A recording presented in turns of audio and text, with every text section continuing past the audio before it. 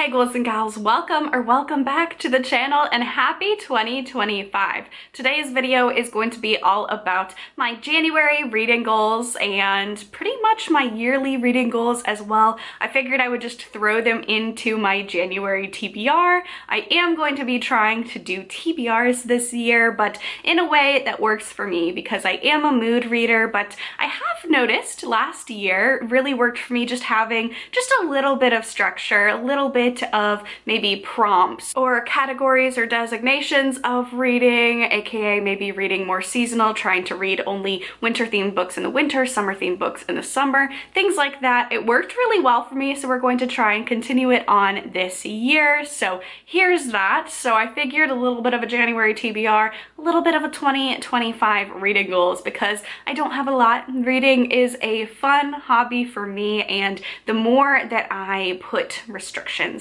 and goals on myself, the less it feels like a fun hobby and the more it seems like a chore to do. So I only have two big reading goals for this year. The first one is to continue reading nonfiction. In years past, I've had a goal to read 12 nonfiction books a year, one for each month. Last year was the first year that I did not do that, and then I did not read pretty much a single nonfiction book all year until the very end of the year, and then I discovered I really like nonfiction. It really helps me pull myself out of reading slumps, and it also really helps me stay informed in the world in which we live in. So I'm not saying 12 books. I'd like to read more than 12 nonfiction books. So my goal is to simply read more. My goal is to always maybe have one on the back burner that I'm working through. I typically read multiple books at a time. I usually have a physical book, an audiobook, maybe sometimes even an ebook as well. And the way in which I do that, I like reading that way, but I do often have, I don't read 3 horrors at a time. It's usually like a horror, a fantasy, something else. One of those I'm going to try and have be nonfiction. So reading more nonfiction is my first reading goal. My second reading goal of the year is to complete the Dark Tower series before I turn 30. And I turned 30 this year at the end of June. So I feel like 6 months for 3 books is a doable goal. I don't know why I'm setting this limit on myself. I think it's because, number one, Mike Flanagan and Stephen King are in talks. The Dark Tower series adaptation is finally, the ball's finally getting rolling on that. So I'm very excited to finish up the series. I want to have completed the book series before the TV series. And secondly, for whatever reason, I really enjoy this series. But as you can see from these books, they're absolutely massive. They are tomes, so it is definitely a very intimidating series for me. So I feel like if I set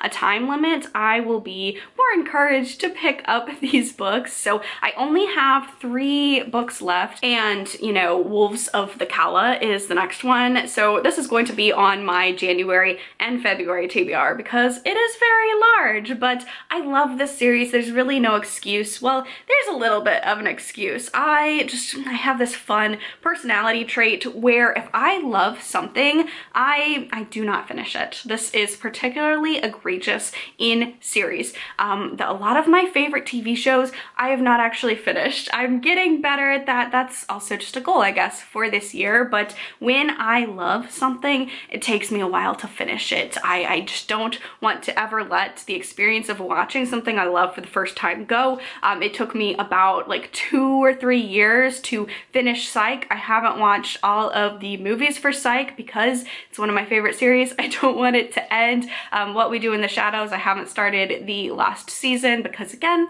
don't want it to end. X-Files, I'm absolutely loving, and I'm moving through that at a glacier pace because, again, don't want it to end. It's the same thing for this book series. I really enjoy them. When I pick them up, I enjoy them. I like big books. That's not really what I am worried about here. I don't know.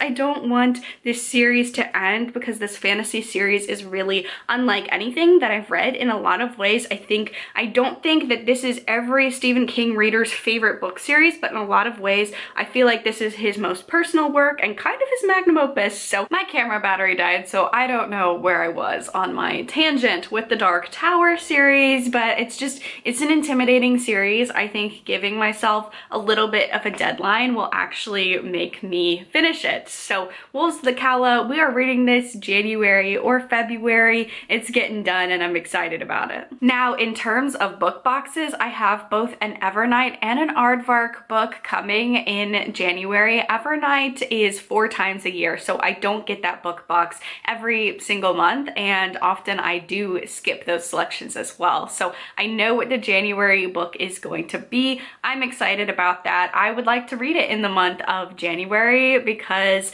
that's my goal. I was on a very kind of strict no buy last year. I'm loosening that up a little bit this year for specific books, but one of my stipulations for continuing to be subscribed to book boxes is that I do not want the books to pile up and be unread. So I would like to read them ideally in the month that I get them. However, I think the Evernight might be coming at the end of the month. That's typically how it's been, at least for me. But in a perfect world, I'm reading my Evernight book and I'm also reading my Aardvark book. So those two books, don't know what one of them is going to be yet, but those are on the January TBR. Also, in terms of content, I am going to be putting out another one of my books in the series where I am reading through and reading all of the recommendations in 101 horror books to read before you're murdered by Sadie Hartman. The one that I am going to be doing for January is coming of age horror, so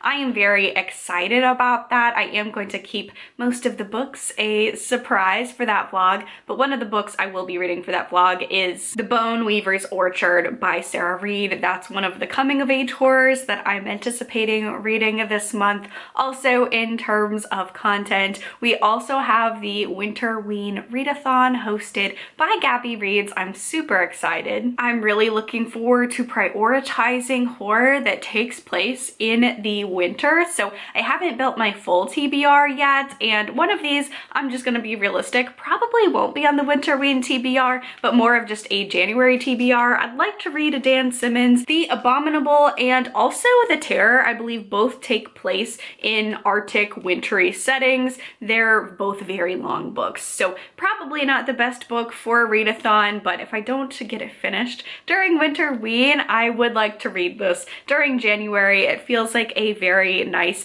atmospheric book for the season. But the two books that I have that I do want to read for Winterween, we have Don't Fear the Reaper by Stephen Graham Jones. This is the sequel to My Heart is a Chainsaw. I read it this summer and I loved it, and I did try and read the sequel pretty soon after that first book, but this takes place in the winter, so I didn't want to read that during the middle of the summer, so I put it on hold, and now it's the perfect time to read it for Winterween. So I'm really looking forward to this one a little bit cautiously. I have heard for this series in specific, a lot of people tend to love one book and think the other two books are okay. So I loved the first book. I'm a little nervous about this one, but I do love Stephen Graham Jones, so I'm excited to read this during the Winterween Readathon. And then the other book that I found is an absolutely perfect book for a readathon because look how small it is. But that is going to be You Should Have Left by Daniel Kellman. This is translated from the German by Ross Benjamin, and this one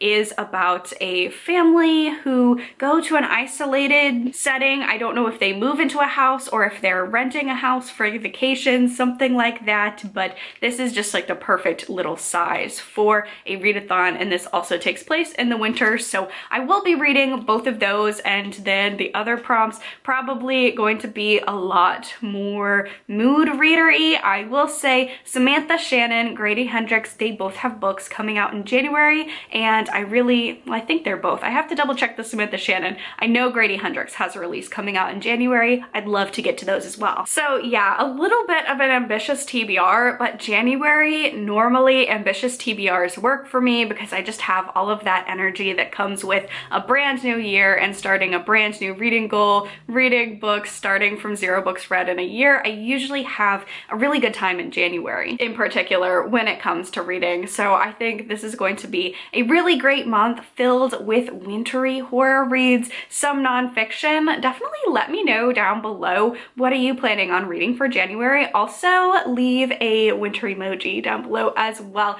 Thank you so much for watching this video. If you enjoyed it, please be sure to give a thumbs up, subscribe to my channel for all of the bookish, cozy gaming, and horror content. Stay safe, stay spooky, and I will see y'all in the next video. Bye!